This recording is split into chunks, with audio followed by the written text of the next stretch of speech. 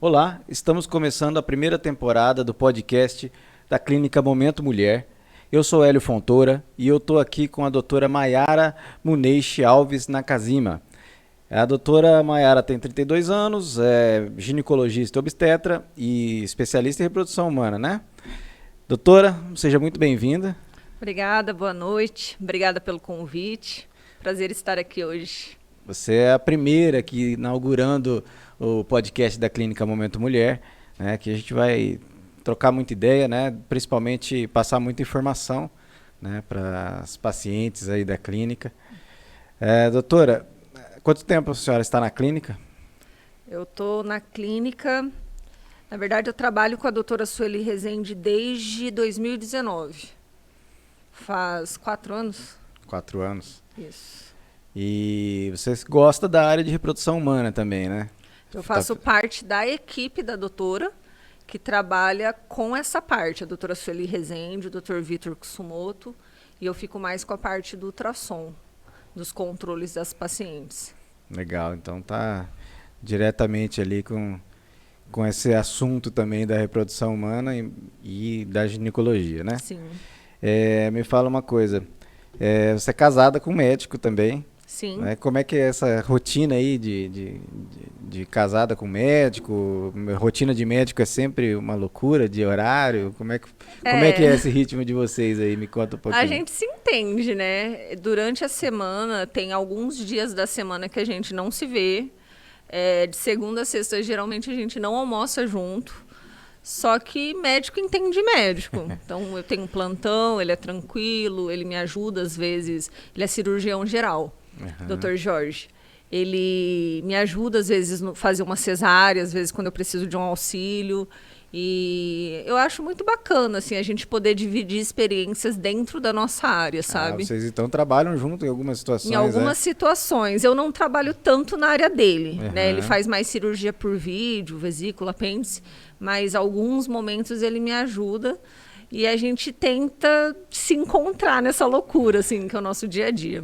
Que legal. E me fala, como que você se apaixonou pela medicina? Como que você resolveu fazer medicina aí? Quando que foi o momento do start aí Olha, eu desde criança, a minha mãe fala que eu falava que eu queria cuidar de gente. E a minha mãe conta essa história, eu tenho uma vaga lembrança que quando ela engravidou do meu irmão mais novo, eu tinha 3 anos. E no momento que ela teve o meu irmão, ele nasceu com um parto cesáreo. E eu fui visitá-la, né, no dia seguinte. E eu estava mais interessada em ver a cicatriz da cirurgia do que ver meu irmão. Que eu achava o máximo, assim. E eu queria ver, e tinha outras visitas, assim. Minha mãe falava, Mara, depois eu te mostro, que eu queria ver o corte.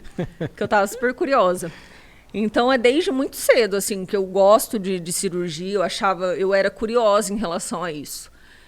E quando foi se aproximando, assim, da minha adolescência, eu fui tendo mais certeza disso, que eu queria trabalhar com isso e aconteceram outras coisas que me deram certeza. Mas não tem ninguém na sua família que é médico? Não. E você não teve essa... Não, eu não tive esse primeiro contato com a medicina, assim, com pai, mãe. Na minha família, eu sou a primeira médica. Quando eu tinha uns 12, 13 anos, o meu pai tinha um grande amigo, que era anestesista, a gente é de Maracaju. E esse amigo que sentava mais comigo, que falava da rotina dele, falava dos plantões.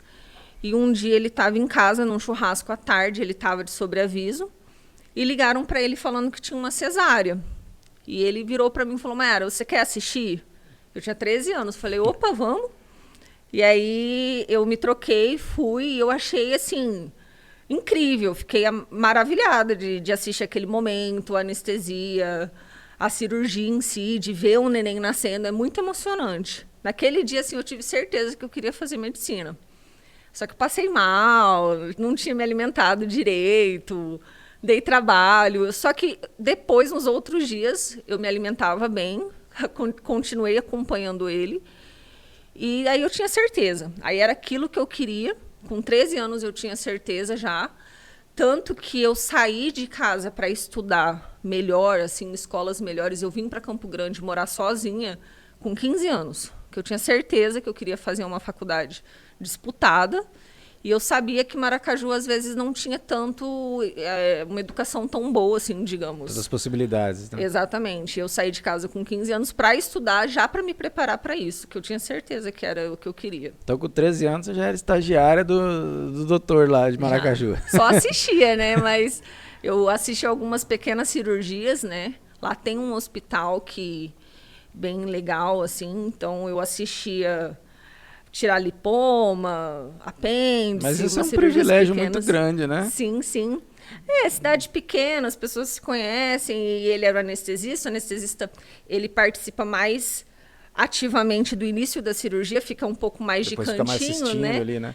E ele ficava me explicando, falando as coisas, então era muito interessante. E foi o start, assim mesmo, a certeza que eu tive. Que legal. E o seu primeiro parto? Depois você formou e tal, aí... Bom, antes de formar, você atuava como clínica geral ali, provavelmente no começo. Na verdade, o que eu considero o meu primeiro parto, eu ainda era acadêmica. E eu estava no meu estágio de ginecologia e obstetrícia. E tudo que o acadêmico vai fazer, ele tem um preceptor junto. Só que nessa noite, eu estava num plantão noturno. Chegaram várias urgências e o preceptor, as residentes, estavam todas no centro cirúrgico. E nós, acadêmicos, ficamos ali na frente para dar aquele primeiro suporte, assim. E acadêmico, a gente não podia nem examinar, a gente não tem como, assim, noção direito para fazer um toque, para saber o que está acontecendo. A gente está aprendendo, né? E chegou uma menina, uma adolescente, na época, ela tinha 17 anos, em trabalho de parto ativo. E eu vi, assim, que ela estava com bastante dor. E no encaminhamento dela, falava que ela estava com 5 centímetros, que é a metade do caminho. E eu deixei ela ali em observação, avisei o preceptor que estava lá dentro. Ele falou, olha, fica de olho, qualquer coisa dá um grito. E demorou, acabou que demorou a cirurgia lá dentro, eles não saíam nunca, e tinha ela lá, deitada de ladinho. E ela estava com uma calça bailarina, assim. E uma hora a acompanhante veio me chamar. Falou, doutora, que ali tá de jaleco, todo mundo é doutor, né? E eu era acadêmica ainda. Falou, doutora, ela tá sangrando. A senhora não pode dar uma olhada? Aí eu falei, eita, pega, né? Agora, chama o médico, né? Aí sim, pode deixar, eu vou. E a menina, ela tava de ladinho, assim, com uma coberta. E assim, eu cheguei, não sabia muito bem o que ia fazer, né? Mas fingindo que sabia. E na hora que eu tirei a coberta, assim, a cabeça do neném estava presa na calça bailarina dela. Nossa. Aí eu só falei assim, tá nascendo, chama o médico. Tipo, só que foi assim, daí as meninas, as enfermeiras vieram me ajudar. A hora que a gente tirou a calça bailarina dela, o neném nasceu naturalmente, foi junto, né? Fluiu, assim. Aí o médico só veio mesmo para cortar o cordão, para terminar o parto, né? Uhum. Mas foi o primeiro parto que eu assisti, eu fiquei muito assustada, porque eu estava sozinha ali, eu não tinha competência para fazer esse parto. Mas foi uma experiência. Bom, mas você já tinha feito várias com 13 anos, né? Não, eu só tinha assistido. E eu só tinha assistido cesárea. Mas foi muito engraçado. Assim, no dia foi assustador, né? Mas foi uma experiência muito diferente, assim, que eu, como acadêmica, não achei que fosse passar sozinha, sabe? Mas depois baixou a adrenalina, você raciocinou. Puxa, que legal, né? Sim, você fala, nossa, meu primeiro parto, que eu fiz sozinha, tipo, tudo bem que ele finalizou, mas foi uma experiência que eu não achava que eu fosse viver durante a faculdade. Que na minha faculdade a gente não colocava muita mão, assim, nas pacientes, a gente mais assistia e acompanhava, né? Eu fiz faculdade em Presidente Prudente. E lá a gente não tinha tanto esses estágios como eles têm aqui na maternidade, que fazem parto sozinho. Então... Ali você já estava na residência, já? Não, eu era acadêmica. Acadêmica eu estava no mesmo, 5º ano de faculdade. Não tinha decidido ainda ou já tinha decidido pela especialidade? Eu tinha grandes chances de ir para ginecologia e obstetrícia. Eu vi outras áreas durante o caminho que eu me interessei. Só que eu sempre que a gente estudava novamente, que a gente passa várias vezes em algumas matérias, principalmente as matérias básicas. E toda vez que eu passava na ginecologia e obstetrícia, eu tinha uma certa facilidade nas matérias. Eu aprendia mais rápido e eu gostava mais porque o que você tem maior conhecimento, você acaba tendo uma Sim. maior afinidade.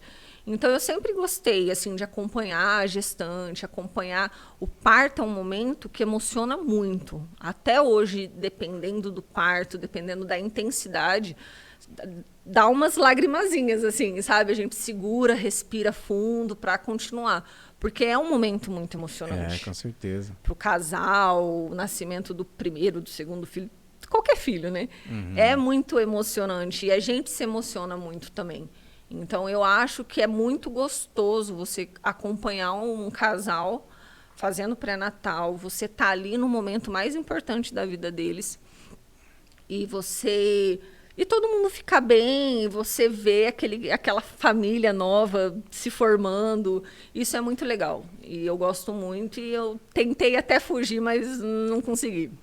Essa é uma das áreas que deve ser muito gratificante, realmente, né? Porque você sempre vai ter uma recompensa muito emocionante ali, né? Sim. Evidentemente, devem ter alguns percalços também. Tem o lado difícil da obstetrícia. São as perdas, os abortos, as pessoas que têm dificuldade para engravidar, né? As decepções. E isso é bem difícil, porque eu, por exemplo, eu já fui inclinada a entrar no lado da obstetrícia porque é um momento prazeroso de participar. Tem médicos e médicos, acho que cada um tem seu perfil, mas eu nunca tive perfil para trabalhar muito com a dor, a doença do outro. Por exemplo, oncologia, paciente que está com câncer, que você sabe que às vezes ela não tem muitas chances. Eu não tenho perfil, porque eu me envolvo muito com a história da paciente. Emocionalmente. Emocionalmente, eu ia ser uma pessoa muito deprimida, assim. Então, eu admiro as pessoas que trabalham com isso, trabalham com crianças doentes, Precisa, sabe? né? Precisa, toda a área precisa. A sociedade precisa de vários tipos de profissionais para rodar, né? Para encaminhar. Mas eu sempre gostei da obstetrícia por causa disso, porque geralmente um neném, uma nova vida, é um novo recomeço, né? E é muito emocionante participar e ver. Então, eu sempre gostei de participar disso. Mas quando tem aborto, óbito fetal, que são essas perdas tardias, que a gente tem que fazer parto, que a gente também participa dessa perda, é muito triste, assim. E é bem complicado. Imagino que não deve ser fácil mesmo. E nós estamos no mês da conscientização da infertilidade, né?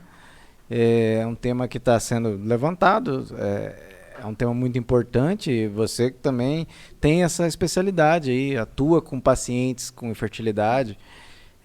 Tem alguma história aí que te marcou bastante nessa trajetória, Mayara? Quando eu comecei a trabalhar com a doutora Sueli, eu tinha acabado de sair da residência. Então, eu ainda não tinha feito a pós, né?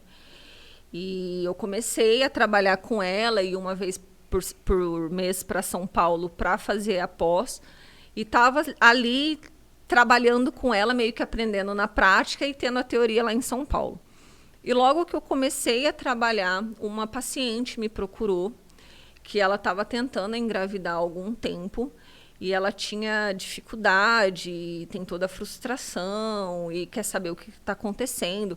Porque, usualmente, os ginecologistas obstetras, eles fazem um exame de rotina, digamos, de uma forma mais branda, assim. Você não vai investigar a infertilidade para toda paciente, porque a paciente tem que ter um histórico, ela tem um momento certo de investigar.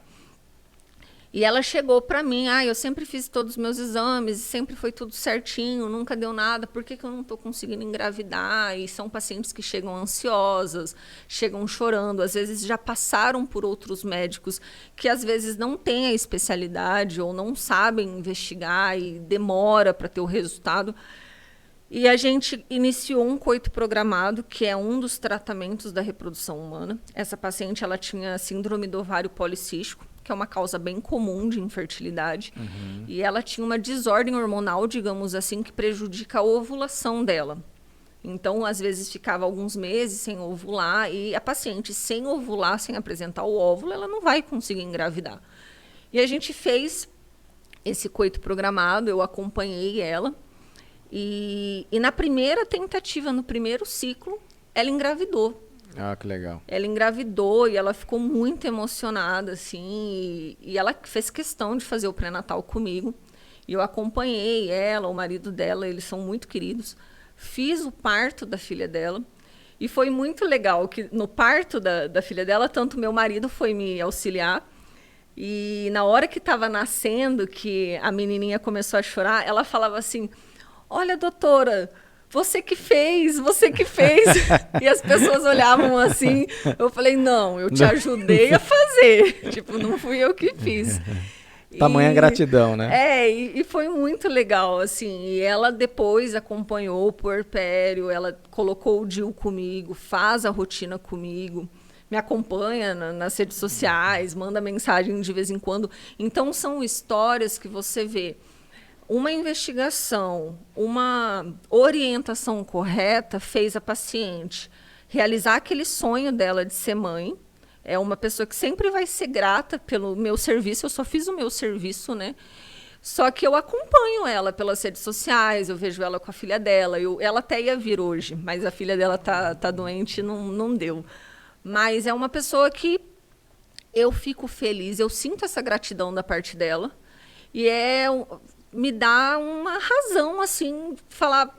Não, eu estou no caminho certo, eu estou fazendo diferença no mundo, sabe? Legal. Me dá um objetivo de vida, digamos assim, uma meta. Bom, nasci para fazer isso. Isso é muito É legal. o feedback, né?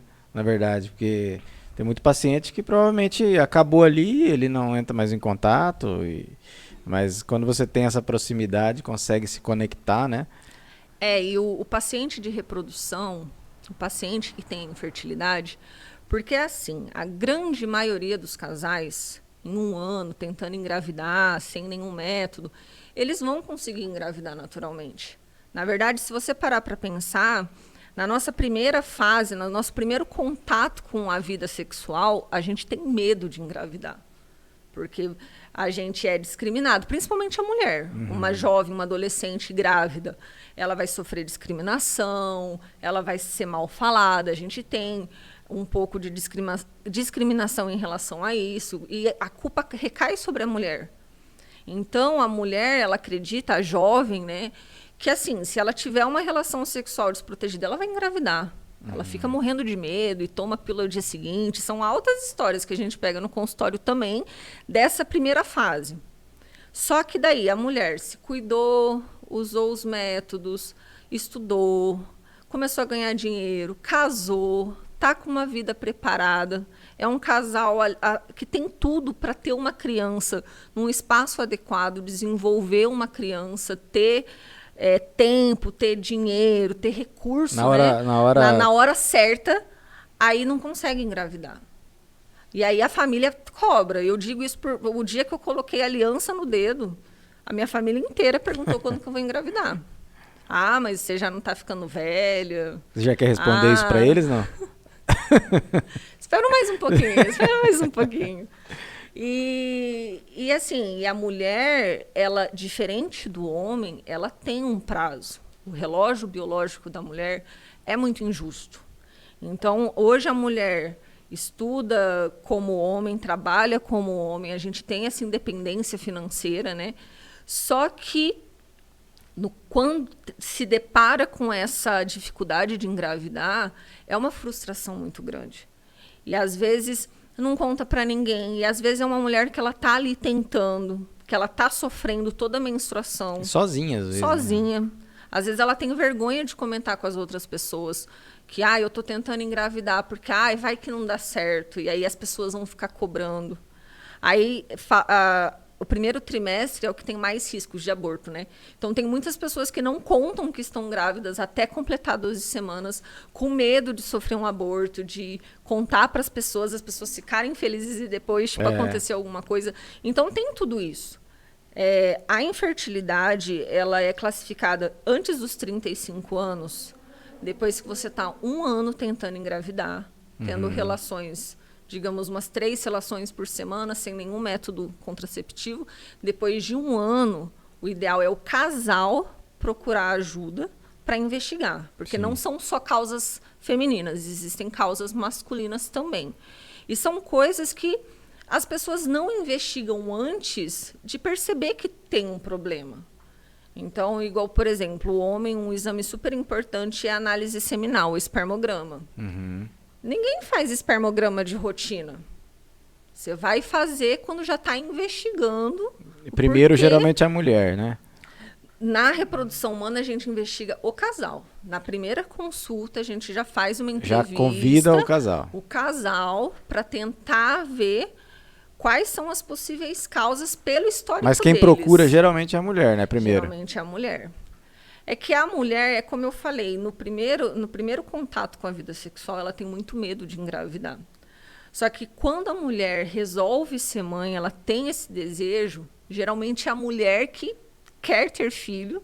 O marido às vezes quer esperar um pouco, aproveitar mais o casamento, mas quando a mulher coloca na cabeça e ela não engravida, ela começa a se sentir muito culpada. Tem a pressão da sociedade. A sociedade não cobra o homem, quando vocês vão ter filhos? Pergunta para a mulher. Então, a mulher, ela começa assim, e é um sofrimento muito grande, tanto que essas pacientes, elas são muito fragilizadas.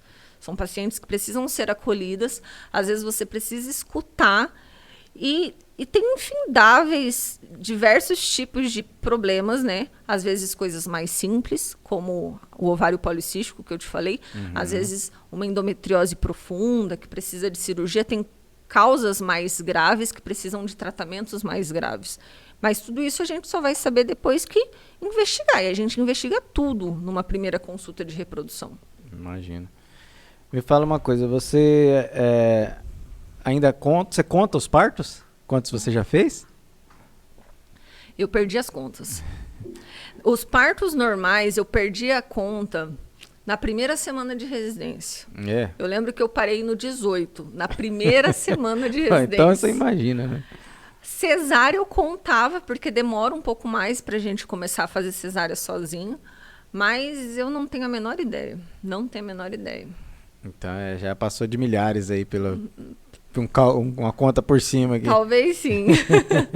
De total, acho que sim. Mas ainda se emociona com... Sim. Tem partos e partos. Tem partos quando você pega uma paciente que tem algum risco ou quando tem alguma coisa grave, a gente fica mais apreensiva, a gente fica nervosa, a gente quer que termina logo, que fica tudo bem. O clima muda. Agora tem partos que dá tudo bonitinho, redondinho, dá para colocar música, nasce lindo, o pai corta o cordão, todo mundo chora, tira foto. Então tem partos e partos. E a nossa postura muda também. Quando uma coisa você vê que você está ouvindo o neném, tem alguma seriedade ou alguma urgência para você fazer o parto, a postura é diferente. Claro. Você não vai ficar de gracinha, não vai ouvir música durante o parto. O clima no centro cirúrgico muda no momento. Você vê que está todo mundo tenso, o pediatra está tenso, você está tenso, o auxiliar está tenso, está todo mundo tenso. Agora, quando tudo correu bem, foi um pré-natal tranquilo, às vezes uma cesárea eletiva, o paciente chega lá toda maquiada, toda com fotógrafo. Então, são partos tudo diferentes. Depende da vibração ali, né, do momento. E é o que eu falo para as pacientes. O parto, a gente só vai ver como vai ser o parto na hora. Mesmo, às vezes você planeja um parto normal, acontece alguma complicação que evolui para uma cesárea de urgência. Teve uma complicação na hora e foi algo que não tem como você prever antes. Tem paciente que quer uma cesárea agendada, bonitinho, entra em trabalho de parto antes, às vezes nasce no carro indo para o hospital. Então, o parto, o desenrolar do parto, a gente só consegue ver no momento. Então, por isso que é importante ter um médico que você confia, um médico que você gosta da forma que esse médico conversa e te orienta, e esse médico estar ali do teu lado nesse momento. Né? Disponível. Então, ele vai estar ali do teu lado, ele vai te orientar, olha, está acontecendo isso, acho melhor a gente fazer isso. E você tem que confiar no teu obstetra. Uma pessoa competente, que você confia, que sabe a tua história e que vai saber conversar com você num momento que, às vezes, complicado, que não estava no script. Então, pode acontecer. E por isso que é importante estar com alguém que você confia. Eu acho que é uma das poucas áreas que você fica muito ligado ao paciente, quase que full time, né? Sim. Porque ali em algum determinado momento você está com o celular, qualquer hora pode te ligar e tudo mais, né? Sim. E como você tem muitos pacientes, provavelmente isso nunca acaba. Eu gosto, as minhas pacientes do pré-natal, elas têm o meu telefone. Eu digo que toda urgência e emergência é sinônimo de hospital. Lógico que me liga, me avisa, ó, doutora, estou tendo um sangramento. Então vamos para o hospital tal. Pode ser até examinada pelo médico plantonista, mas se acontecer algo mais grave, eu estou indo lá. Vou lá te atender. Né? Você tem que ter essa conversa com o teu médico. Se ele vai poder te atender nesses momentos, nessas complicações, se você for internado antes do tempo, se ele vai poder te assistir, porque tem médicos que preferem não ter esse vínculo. Tem médicos que às vezes não podem, que viajam muito, fazem cursos fora. Então você tem que saber conversar com o teu médico. Se caso for uma cesárea eletiva, mas romper a bolsa antes do tempo. A gente vai fazer o parto, não vai? Como funciona? Tudo, o combinado não sai caro. Sim. E você tem que conhecer o teu médico. Tem médico que prefere fazer mais cesárea, que ele não gosta de ter esse vínculo, telefone tocando, ficar preso ao paciente. Tem um médico que já gosta mais do parto normal, já gosta da coisa mais natural, mais fisiológica. Isso é perfil de cada um. Né? Então, eu acho que é você sentar e conversar com o teu paciente. Por exemplo, parto pélvico, que é o neném sentado. O parto normal, ele não é contraindicado. Ele fala, é uma contraindicação relativa. Dá para fazer. Só que aumentam-se os riscos. Então, eu, Maiara, não gosto de fazer esse tipo de parto normal, porque eu acho esse risco não me deixa tranquila. Então, para que eu vou colocar uma paciente, um neném, num risco que pode ter uma complicação grave, eu perder essa criança. Sim. Então, eu prefiro não fazer. Para minha sanidade mental, sabe? Tá pélvico, se esse neném não virar, não justifica arriscar hoje em dia, então, né? Mas depende. Tem médicos que eles já fizeram vários partos pélvicos normais. Eles se sentem à vontade. À vontade. Sim. Eles conseguem manejar. Então, isso varia de médico. Eu não posso julgar o médico que não faz. Eu também não posso julgar o médico que faz. Cada um sabe até onde você consegue ir. Então, isso tem que ser conversado com o paciente. Você quer normal? Então, funciona assim, assado, beleza. Até tal semana, assim. Cada médico tem o seu protocolo, tem a sua vivência. E eu não julgo, cada um... Mas o paciente vai conhecer o perfil. São 9 meses, né? Tem paciente que às vezes começa com você... Com uma ideia. Às vezes não é muito bem aquilo que ela procurava. Tem paciente que te ama de paixão e vira até sua amiga depois. Então, são perfis diferentes, né? E ninguém vai agradar todo mundo. E ninguém consegue fazer tudo para todos e ser perfeito em todas as áreas. Tem umas áreas que às vezes eu seja melhor, tem umas áreas que às vezes tem uma certa deficiência ou um pouco menos de conhecimento. Isso daí é normal de toda profissão, sabe? Sim, com certeza. E entre normal e cesárea, o que rola mais, assim, para você? As minhas pacientes geralmente preferem mais cesárea. Porque elas ficam muito ansiosas e no final elas ficam com muito medo. Então, elas preferem cesárea. Para mim, como médica, devido à minha agenda, eu prefiro fazer a cesárea por ser uma coisa agendada, é mais rápido. Eu tenho que ficar menos tempo ali com a paciente, porque o parto normal não é uma coisa que a gente consegue agendar. Fecha a minha agenda segunda que eu vou ter um parto normal. Não tem uma previsão. Imprevisível, né? Para mim, assim, lógico, parto normal, ele é uma coisa fisiológica. O corpo da mulher foi feito para parir. Então, o neném nasce melhor, a mãe fica melhor, a recuperação é melhor. Isso qualquer estudo a gente consegue ver. Mas eu estou dizendo, na minha vida profissional, a cesárea se encaixa melhor porque eu consigo ter um melhor controle da minha agenda. Por isso que muitos profissionais não fazem normal. Não, normal eu não faço. Por causa da agenda. Ele não quer ter essa disponibilidade, ele quer ficar a noite inteira em casa e é um direito dele, certo? É programação mesmo, né? É uma programação. Eu ainda tenho idade, eu acredito, eu ainda tenho pique para às vezes acordar de madrugada e fazer um parto normal, ficar o dia inteiro lá. Eu ainda tenho pique, eu gosto de fazer, Mas na minha agenda, na minha rotina, a cesárea se encaixa melhor por causa dos meus horários. Não é que eu tenha algo contra o parto normal, entendeu? E desses partos normais aí, teve algum que demorou muito, que foi meio complicado? Na verdade, eu acho mais engraçado, não engraçado assim, eu acho mais memoráveis os partos a jato, que são os que chega nascendo. Eu tinha uma paciente... O seu primeiro lá, né? Que tirou a roupa, saiu o neném junto. Foi. Mas as minhas pacientes, eu tive uma que ela fez o pré-natal comigo. E era uma paciente, ela era uma empresária, ela viajava muito, daquelas pacientes que não param. Você fala, sossega um pouco, você está grávida. E ela viajava e pegava avião e queria autorização. E quando ela foi chegando perto de 36 semanas, eu examinei ela, falei, olha, você não vai viajar mais. Esse neném pode nascer a qualquer momento. Não, mas eu tenho uma reunião lá em Goiânia. Eu falei, você não vai. Tipo, não vai, você vai ficar aqui. Eu brincava, falava que ia colocar o rostinho dela no aeroporto, com uma setinha assim, falando proibido. E ela me ligou, 6 horas da manhã, assim, doutora, rompeu a bolsa.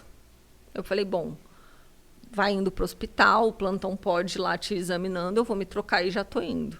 Aí a plantonista me ligou, falou, ó, Mayara, vem rápido, tá com 7 centímetros. Falei, nossa, foi rápido, porque ela não estava sentindo dor. Falei, não, tô chegando. Aí foi assim, deu tempo de eu chegar, trocar de roupa, entrar e nasceu. Parece que o neném estava esperando eu chegar. Aí eu cheguei, assim, a gente ficou junto e tal. Aí você ainda ficou se gabando depois, né? Falei, gente, foi muito rápido, assim, porque geralmente não é o mais comum. O mais comum é um parto prolongado, né? Demora um pouco para ir acomodando o neném. Tanto que na hora que eu tava indo embora, assim, a fotógrafa tava chegando. Eu vim pro parto de fulano. Eu falei, olha... Já era. Então, puxa vida, perdeu a foto. Eu falei, não, eu volto lá, vamos tirar umas fotos vamos juntos. Vamos fingir que a gente tá tirando. Mas acontece. Agora, parto prolongado...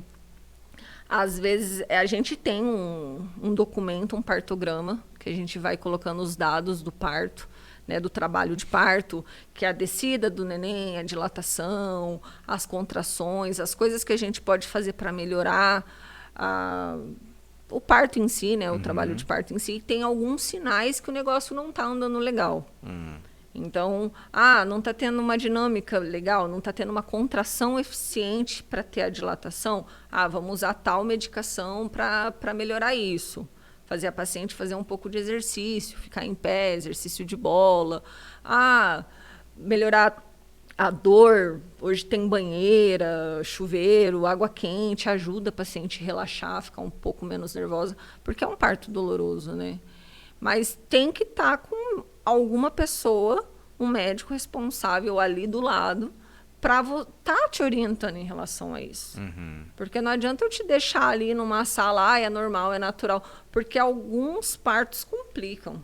Sim. E aí que o médico faz diferença. Né? Por isso eu sou contra os partos domiciliares, que está um pouco na moda. Mas a Gisele Bündchen teve o neném na casa dela. Mas ela montou uma UTI na casa dela.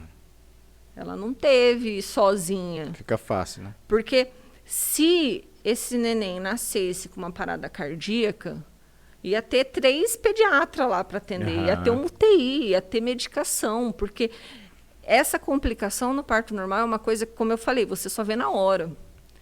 Então, você tem que ter uma equipe de prontidão, pelo menos uma ambulância ali na frente para correr para dar tempo. E essa diferença do hospital diminuiu a mortalidade materna e a mortalidade neonatal a partir do momento que a gente começou a ter os partos nos hospitais, por causa desse suporte imediato. Porque é uma coisa ali que segundos. E eu já atendi, infelizmente, a gente tem as histórias tristes também. Eu já atendi um óbito fetal de um parto domiciliar, que a mãe tentou, não tinha nenhum médico junto, ela estava sendo atendida só com doula, e o neném nasceu, e nasceu parado, né? Nasceu parada cardiorrespiratória. E foi opção dela. Até chamar o SAMU, até chegar, quando o médico chegou, o neném estava em óbito. Nossa. É uma fatalidade, é uma fatalidade. A chance de dar tudo certo é muito grande. Só que essa pequena porcentagem, a hora que dá errado, são fatalidades muito grandes. Se ela tivesse no hospital, às vezes essa criança estaria viva, sabe? Então, não tem o porquê. Se você tiver condições de ter uma UTI na sua casa, beleza. Mas não é a realidade. E hoje em dia nos hospitais tem salas mais humanizadas, né? Tem formas interessantes. Tem banheira, ela pode levar a doula, que ajuda nos exercícios, que a tranquiliza, faz massagem, orienta. Ela é bom, às vezes, ter uma doula também para ter esse suporte emocional, que às vezes a médica talvez não vai ficar ali fazendo massagem, depende muito de profissional para profissional. Mas pode levar doula, pode levar o fotógrafo, a gente pode fazer analgesia, a gente pode tentar melhorar esse momento, sabe? Ajudar o que a gente puder fazer. Mas não se justifica você ter um parto domiciliar sem ajuda, assim, sem um acompanhamento profissional. Sem um acompanhamento profissional. Não, o risco é muito grande. Eu tenho algumas perguntas aqui que pacientes mandaram. Qual o contraceptivo ideal? Então, o contraceptivo ideal, não existe um que a gente fala, esse é o melhor de todos. Isso vai depender do que a paciente busca. Vai depender, ela quer continuar menstruando, ela não quer, ela quer um método de longo prazo, ela quer menos hormônio, ela não quer. Então, isso é muito pessoal. Então, para a gente definir o melhor método para a pessoa, o que ela está buscando, o que é melhor para a vida dela, se ela quer uma coisa mais prática, se ela quer uma coisa com menos hormônios, isso a gente só vai ver na consulta. Então, eu gosto muito dos métodos de longo prazo, que são os DIUs e o Implanon, que são métodos eficientes, né? Eles têm uma eficácia maior, porque não depende muito da gente lembrar, comprar, tomar no horário certo. Você coloca lá, ele dura anos e está fazendo a função dele, e a taxa de falha dele é menor comparada aos outros. Mas vai depender muito da paciente. Tem pessoas que tomam um anticoncepcional oral muito bem, obrigado, e se dão bem com o método, sabe? Dor no sexo é normal? Depende. Isso é uma coisa que o termo médico chama de dispareunia. A gente tem que investigar e tem que examinar e ver como que é esse tipo de dor, né? Existem uma dor que a gente chama a dor de profundidade, que dependendo da posição tem uma maior penetração e às vezes pode sim dar uma cólica no momento, mas se você mudar de posição, para de ter aquela dor. Então isso pode acontecer sim, dá uma cólicazinha, dá um desconforto, para, assim não tá legal, vamos mudar a posição. Nesse caso seria normal? Nesse caso seria normal. Agora, dor durante toda a relação não é normal. E tem muitas pacientes que reclamam também da dor inicial à relação sexual, que a mulher não está tão lubrificada, ela não está tão excitada, e às vezes o homem um pouco mais afoito ali no começo, acaba machucando nesse começo, tendo um pouquinho, umas pequenas fissuras, arde ali, só que a partir do momento que ela vai se excitando, ela vai lubrificando, ela não tem, digamos que melhora a dor. Só que depois vai fazer xixi, arde um pouquinho. Porque aí quando já vai machucou, ter, né? porque já machucou, tem um cortezinho ali.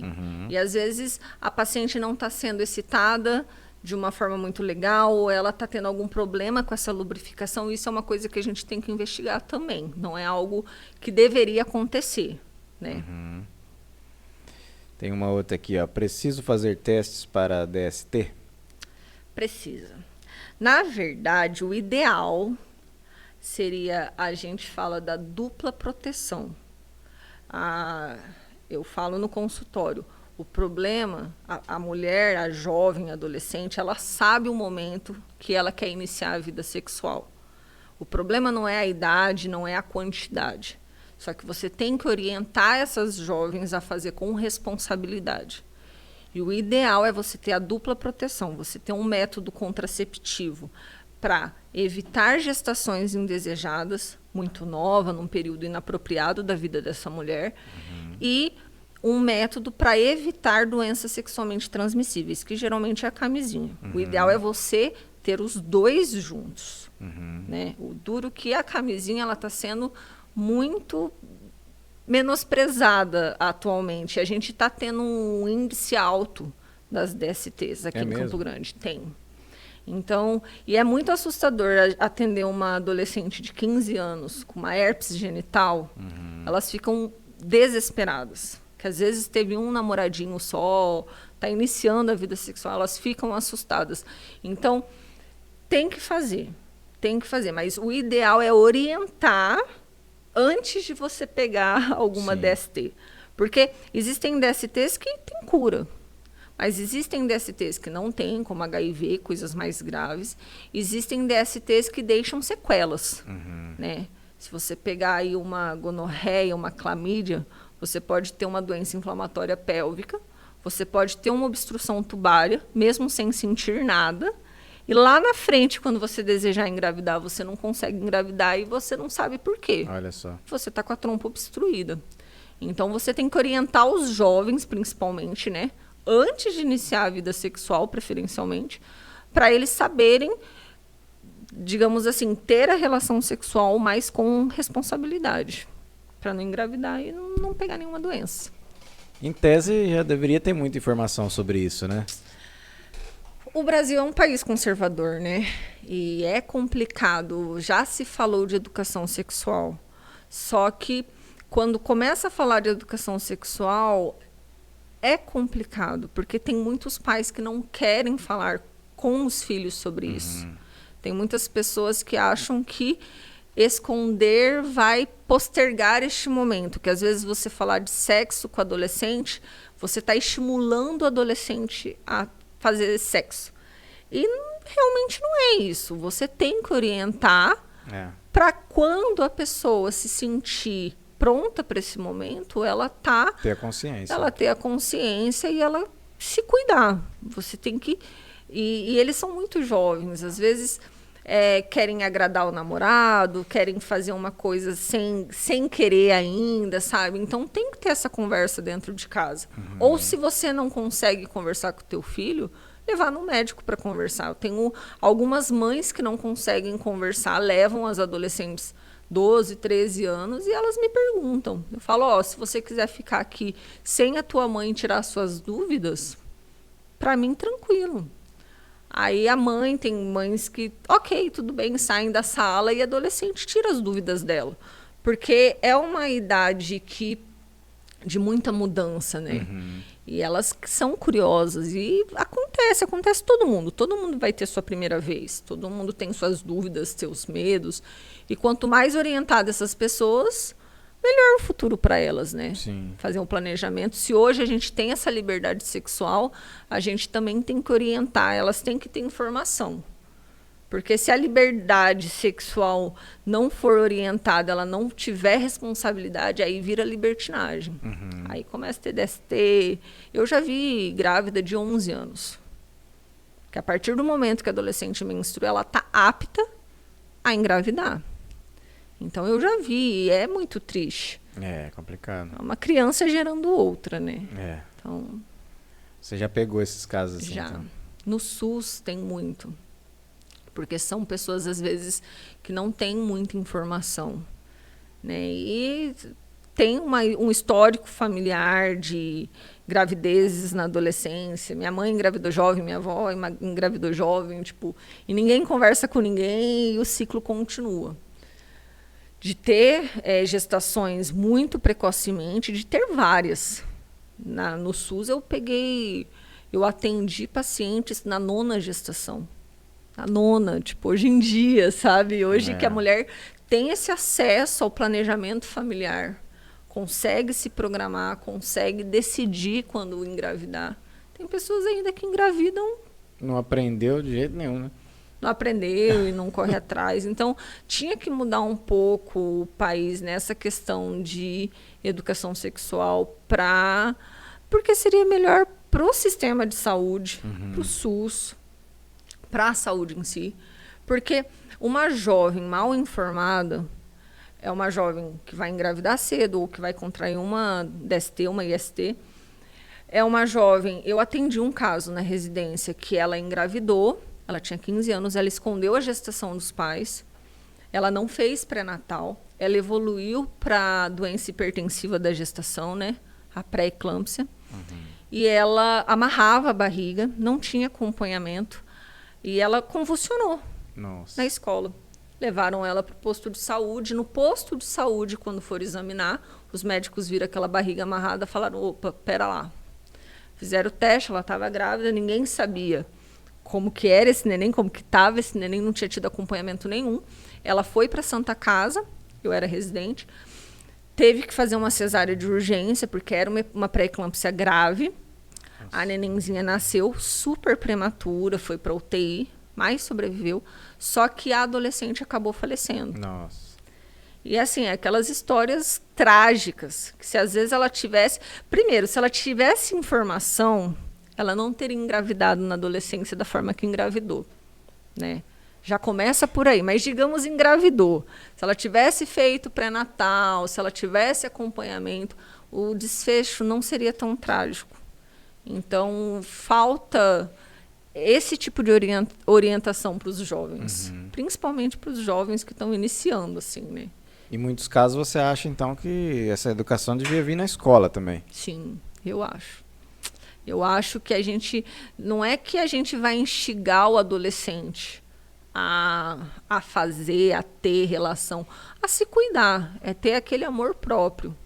Eu estudei numa escola particular em Maracaju e eu lembro, com 12 anos, a gente tinha umas palestras de DST, aquelas figuras horríveis, falando quais são os pontos negativos da gestação na adolescência. Assim, tipo, parecia até que estava colocando medo na gente.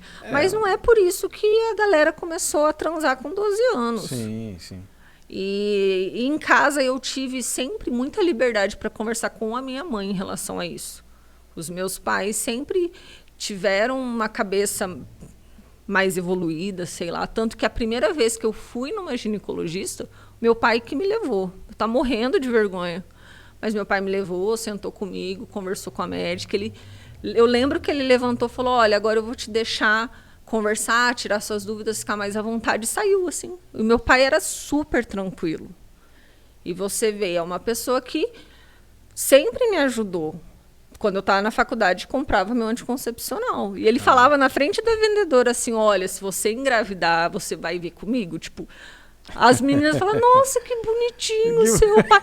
Não é que ele estava me influenciando, mas ele estava me orientando, era o jeito dele. Ele não queria que eu engravidasse antes do tempo, na hora errada. Ele estava me cuidando, né? Estava tendo essa responsabilidade. Então, isso é muito legal. E a gente tem que abrir um pouco a mente para tratar esses jovens de uma forma diferente. Verdade, vocês já tinham essa conversa dentro de casa, então isso ajudou muito também, né? Ajudou muito. Até porque se tiver que fazer, vai fazer, né? Exatamente, as pessoas vão dar um jeito. Não é os pais que vão... Não vão, vai fazer escondido, vai fazer no carro, vai fazer às vezes se expor em situações de perigo, de risco. Então a gente tem que orientar. Então é uma etapa, é uma fase na vida de todo mundo, praticamente. Todo mundo vai passar por isso. Vai ter o primeiro namoradinho. A gente está numa fase de 14, 15 anos, aquele turbilhão de emoções e hormônios. E você tem o desejo, sabe? Você não pode... Ah, não, são crianças. Você tem o desejo, você tem a vontade e a atração. Então, você tem que orientar. A pessoa, ela vai saber quando vai ser o momento certo. Não tem, é muito nova, é muito velha. Não tem. Antigamente, as mulheres casavam virgens. Não tinham métodos de contracepção. E elas não tinham como planejar a quantidade de filhos. Então, casava, já engravidava e era um filho atrás do outro. A partir do momento que foram sendo criados os métodos contraceptivos, que deu essa liberdade sexual para a mulher ela pode ter essa liberdade de saber o que é melhor para ela, o quantos filhos ela quer, se ela não quiser filhos também, tudo bem. E isso é muito legal, só que tem que ser feito com responsabilidade. A gente tem que entender que a promiscuidade sem proteção aumenta as chances de você ter uma DST, aumentam as chances de você se infectar com alguma coisa que pode te trazer sequelas. Então, tudo na vida é causa e efeito. E a gente tem que explicar para essas pessoas a causa e efeito. E é uma coisa que é muito tabu, é muito velada. E tem mães que preferem... Eu já atendi mãe com filho adolescente no consultório que sentou e falou assim, eu trouxe minha filha porque ela está fazendo coisa errada. Aí você fala assim, que coisa errada? Ah, então, descobri que ela está namorando não sei quem e já está fazendo arte. Aí você tem que tirar a adolescente de perto e falar, mãe, se você recriminar, ela vai continuar fazendo, mas ela vai te esconder. Sim. Então, já que você sabe o que ela te contou, que você descobriu, acolha a tua filha. Minha filha, ó, vamos agora sentar. Vira amiga, porque você vai saber tudo. Ó, o mundo funciona desse jeito. Alguns meninos vão se aproximar de você querendo isso. Você tem que saber isso, você tem que saber o que é não. Isso não pode, é assim. Se previna. Ó, usa camisinha em todas as relações. Não tem camisinha? Não tem. Ponha você em primeiro lugar. Não tenta agradar o menininho, porque na hora que a menina engravidar, é a menina que vai mudar a vida dela. É isso aí. Então, tipo, isso é uma coisa que falta, assim, um pouco, sabe? No geral, assim, que a gente percebe que as pessoas são muito imaturas um pouco em questão dessa liberdade sexual. E como o mundo está evoluindo muito rápido, elas não sabem lidar com os adolescentes dentro de casa, não sabem orientar, sabe? E eu acho que está aí um papel importante também do ginecologista, sabe? Orientar mesmo, tanto a mãe quanto os filhos. Né? Às vezes sim. É verdade. Nós passamos aí por um período de pandemia, né? Estamos saindo aí disso. Como que foi essa relação com as pacientes nesse período? Elas deviam estar muito também preocupadas com toda a situação. Foi para todo mundo, né? Eu brinco que... Brinco não, né? Não é nem a palavra certa. Eu falo que ninguém saiu ileso da pandemia. Tem pessoas que perderam entes queridos, tiveram pessoas que pegaram a doença, tiveram sequelas, e de maior grau ou menor grau. Então, eu vejo no consultório as pacientes... Hoje, eu atendo muitas mulheres que acabaram desenvolvendo uma ansiedade, uma depressão durante a pandemia, que desenvolveram uma compulsão alimentar, ganharam muito peso, né? E durante a pandemia em si, na parte da obstetrícia, aumentou muito o número de gestantes. Às vezes, por ficar mais em casa, ter mais contato com o parceiro. Teve casais que melhoraram o relacionamento na pandemia e tiveram casais que não deram certo, né? Que se separaram porque na hora que teve que ficar ali 24 horas em quarentena, não foi para frente. E no consultório, teve um período que ninguém sabia como que ia ser. Que a gente tinha medo, todo mundo tinha medo da doença. Então, eu sempre gostei, assim, de chegar ao paciente, dar a mão, cumprimentar, abraçar, tal. Aí, de repente, eu ia dar a mão e falava, putz, eu dava a mão para o paciente e falava, cara, eu não posso mais dar a mão para o paciente. Tipo, perdeu esse contato, sabe? né? Perdeu esse contato. E hoje eu vejo que tem um pouco as sequelas disso. Né? A gente está tendo esse surto de doença respiratória aí nas crianças. As crianças da pandemia, elas não têm anticorpos, elas foram criadas em bolhas, foram criadas dentro de casa. Eu tenho uma sobrinha de 2 anos, praticamente, que ela, até os 7, 8 meses, ela não tinha contato fora babá, meu irmão, a minha cunhada, e não cria anticorpo. Você não tem, não sai, não brinca na terra, não vê as outras pessoas, não tem contato. Se você não tem contato com a gente, você não vai criar um anticorpo de defesa contra esse agente. Então, essas crianças hoje estão pegando uma gripezinha e estão tendo pneumonia, sabe? Tipo, os hospitais, a CACEMES, a Unimed, está lotado. Então, está tendo 5 horas de fila, porque o atendimento, a demanda está muito grande. Isso é uma sequela da pandemia. Está faltando medicamento nas farmácias, né, para criança. E está todo mundo. Tanto que a minha sobrinha ia começar a estudar na escola. E meu irmão e minha cunhada decidiram tirar ela da escola por causa desse momento. Eles falaram, não, o momento agora, vamos isolar ela de novo. E adianta protelar mais? Então, é porque é complicado. Na verdade, assim, não dá para julgar porque eles estão tentando proteger a filha deles. Sim, sim. Sabe, ela acabou de passar, ela teve uma mastoidite, ela ficou internada 10 dias, antibiótico e furar bracinho. Então, assim, você entende também o medo dos pais dessa criança ficar doente. Então, a gente entende que o pai e a mãe, eles querem proteger, Claro. sabe? Então, não dá para julgar. A gente sabe que, lógico, o contato vai aumentar a imunidade. Mas ela pode aumentar essa imunidade indo no parque, em contato com a família, com os amiguinhos, sabe? Aos poucos, né? Porque o surto da forma que tá um negócio diferente. Tá. Os pediatras falam que elas estão enlouquecendo, sabe? Porque realmente está tendo muita doença nas crianças. Anticoncepcional engorda? Não, não engorda. Mito.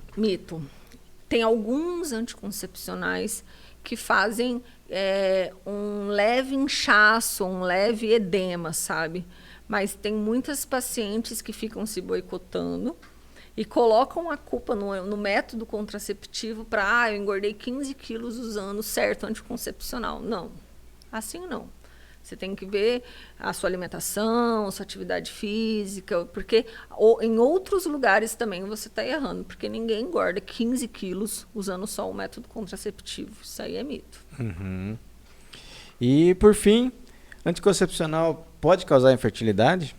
Não. O que acontece, na verdade, por exemplo, você usa um anticoncepcional oral combinado, uma pílula, durante muitos anos.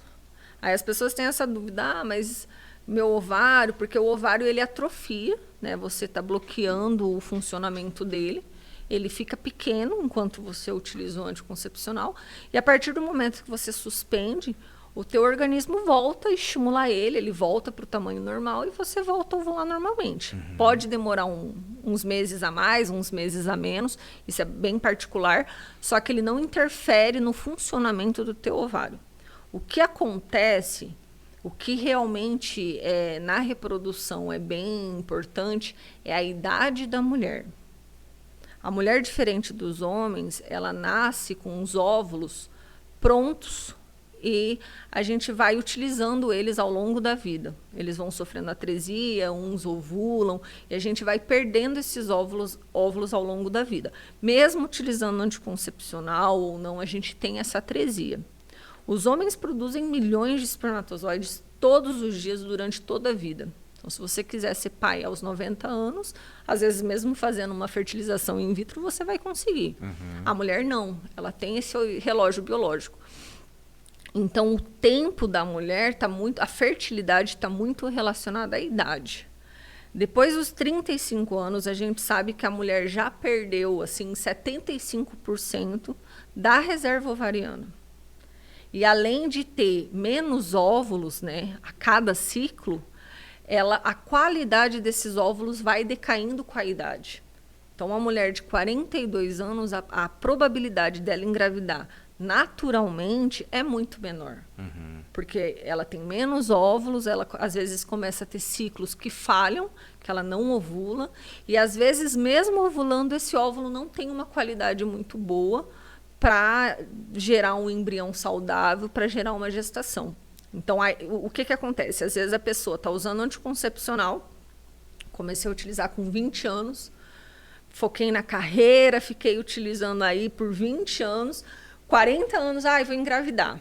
Aí eu tive problema, eu tô tendo problema por causa do anticoncepcional. Não, por causa da idade, entendeu?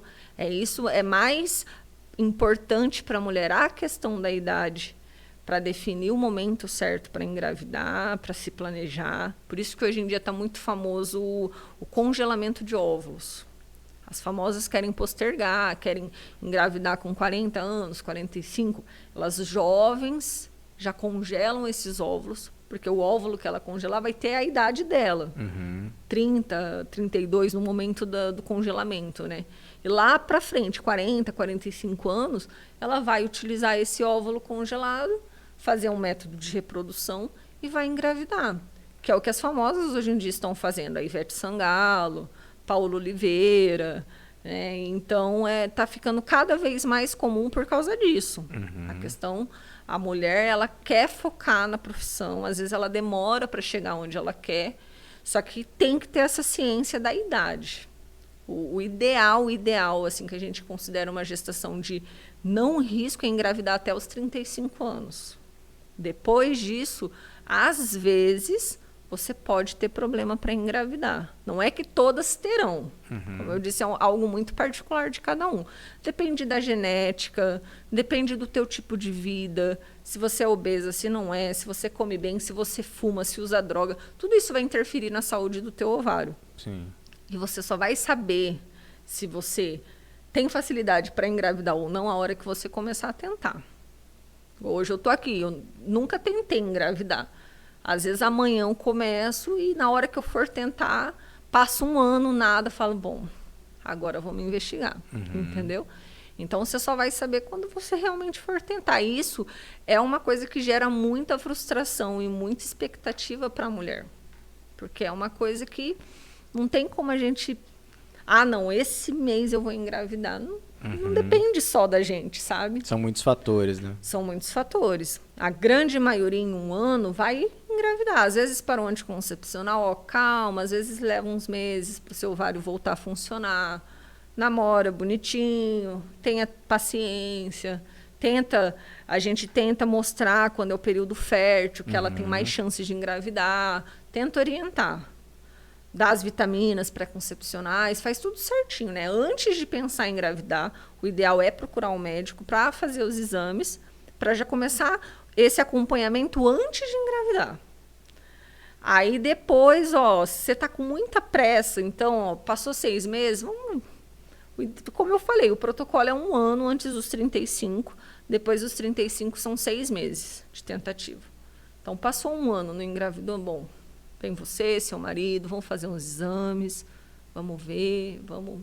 E ainda existem as causas, quando não tem uma causa aparente. Você faz os exames, está tudo certo nos exames, a pessoa não engravida. Existem essas causas ainda. Aí vai depender da idade do casal, vai depender se tem algum fator de comorbidade, se já fizeram, há quanto tempo eles estão tentando. Tudo isso interfere no tratamento, sabe? E a gente tenta ajudar. E a doutora Sueli está aí 15 anos trabalhando com isso, já 700 nenéns aí, que eu acho que ela já colocou no mundo com um método de reprodução. E é uma área que veio para acrescentar e auxiliar esses casais. Porque antigamente a mulher não podia engravidar, a culpa era da mulher que é seca, mulher que não sei o quê. E não tinha como a gente ajudar. E hoje em dia a medicina está evoluindo muito nesse ramo e graças a Deus está podendo ajudar esses casais com dificuldade. Muito legal. E falando de estudos para frente, aí tá com o pensamento de continuar estudando alguma área específica, ou continuar só se especializando dentro da ginecologia e da reprodução humana? Eu gosto muito de fazer pré-natal, né? Sei que dá um pouquinho de trabalho às vezes, é uma responsabilidade muito grande, tem essa questão de você ficar à disposição, sabe? Eu gosto muito. Tem muita gente que, conforme vão passando os anos, vai tentando sair, vai tentando ter uma vida um pouco mais tranquila, porque a gente também tem nossa vida fora, né? Nossos filhos, nosso marido e tal. Mas, atualmente, é uma das partes que eu tenho muito prazer de trabalhar e de acompanhar. As gestantes, a gente tem uma afinidade diferente com as pacientes que fazem um pré-natal conosco. Eu trabalho já com a doutora Sueli, até, como eu te falei, eu comecei a pós-graduação trabalhando com ela. Eu depois fiz um curso de ultrassom para trabalhar nessa parte de reprodução com ela. Tanto que eu faço ultrassom todos os dias, praticamente, de segunda a sábado, para acompanhar o ciclo dessas pacientes. E é uma coisa que eu gosto muito também. que são, como eu falei, são pacientes que às vezes chegam muito fragilizadas, elas precisam de um atendimento diferenciado, né? Então eu estou muito feliz nessas áreas que eu estou, assim, tipo, que é na reprodução, trabalhando com a equipe da doutora, e na parte eu faço rotina ginecológica, atendo menopausa, atendo um pouco de tudo, mas o pré-natal realmente me dá uma satisfação diferente, assim, de acompanhar, fazer o parto, ver o neném. Depois a gente acompanha eles crescendo em rede social, é muito legal. Então, talvez aí venha uma nova área de atuação. Não, na verdade eu já atuo, Já atua, né? mas... E eu gosto bastante, assim, dessa área e acompanho bastante. Legal. Doutora, então falando do mês da fertilidade aí, né, essa conscientização, deixa um recado para tuas pacientes aí, o que elas devem se preocupar, ficar antenada, em que momento, enfim, a palavra é sua. Então, o que eu gostaria de dizer para essas pacientes, para procurarem ajuda, se é um desejo seu, se você acha que tem alguma coisa, se faz mais de um ano, se tem menos de 35 anos, e você está tentando e você quer, procure um médico especializado em reprodução humana para te orientar, para pedir os exames necessários, porque às vezes pode ser um problema pequeno, pode ser uma pequena disfunção hormonal, que o médico vai te orientar, vai te dar a medicação necessária e você vai conseguir realizar o teu sonho. Tipo, não procrastine, não deixe para depois. Como eu disse, a idade é importante para a mulher. Não deixa, mais para frente, não, vou engravidar só com 40 anos. A gente tem que ter a conscientização que a mulher tem uma idade biológica reprodutiva. E isso é muito determinante na reprodução, por isso que os casos de infertilidade estão aumentando. E a gente vai fazendo rotina, mas está tudo normal, mas está tudo normal. Mas na rotina, a gente não investiga alguns exames aprofundadamente, porque ainda não, a pessoa não está tentando engravidar. E a gente não faz isso de rotina mesmo, a gente vai investigar quando tem uma dificuldade. Então, não procrastinem, procurem ajuda. Né? Às vezes a gente precisa de uma equipe multidisciplinar, às vezes precisa de um psicólogo para ajudar nessa parte emocional, precisa de um médico que consiga te acolher nesse momento, consiga te orientar, alguém que você confie. E vamos correr atrás juntos para realizar esse sonho e para você ser feliz, conseguir seu neném, conseguir sua gestação tranquila, saudável. Existem muitos profissionais aqui em Campo Grande hoje, bons, competentes, que podem ajudar a realizar esse sonho. Quanto antes, melhor, então. Quanto antes, como eu disse, né, depois de um ano tentando, antes dos 35, depois de 6 meses tentando, depois dos 35. Se você está tentando e não está conseguindo, procure ajuda para realizar os exames, para ver tudo certinho, para ajustar aí, para te ajudar, pelo menos te orientar, você conseguir realizar esse sonho mais rápido. Legal, doutora. Muito obrigado pelo bate-papo. Tenho certeza aí que foi muito esclarecedor para muitas, né? Você que está aí assistindo, não deixe de compartilhar esse vídeo. Com certeza tem informações que podem ajudar suas amigas, seus parentes, né? Enfim, quanto mais a gente espalhar esse vídeo aqui, com certeza a gente alcança pessoas que podem estar precisando ouvir, às vezes uma palavrinha aqui que a doutora Maiara falou. Sim. E pode procurar ela. Como que as pessoas fazem para te encontrar nas redes sociais, doutora? Então, o meu Instagram é @maiaramuneish, né? Eu também tô no Instagram da Momento Mulher. Sim. Né? Ali vocês conseguem me achar. Eu trabalho na Momento Mulher, ali todos eles me conhecem, minha agenda, eles que tomam conta. E aí nós estamos à disposição para ajudá-los, tanto no pré-natal, como rotina, como na parte de reprodução, né? E eu gostaria de agradecer mais uma vez pelo convite, por estar aqui. Gosto muito de falar sobre a minha área, às vezes falo demais, mas gostaria de agradecer o convite, de estar aqui hoje com vocês e bater um papo sobre a minha rotina. Maravilha. Muito obrigado. Então, até o próximo vídeo. Obrigada.